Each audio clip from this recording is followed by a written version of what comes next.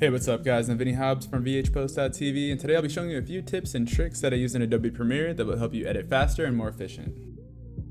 Today I'm going to highlight the importance of adjustment layers inside Adobe Premiere and show you how I use them inside my music video edits.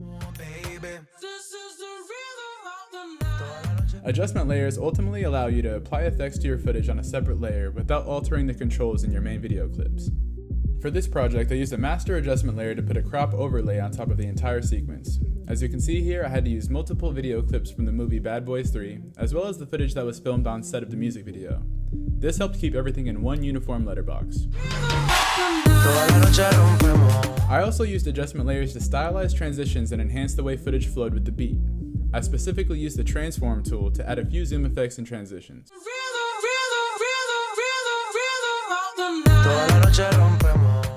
Again, I'm Vinnie Hobbs. See you on the next one.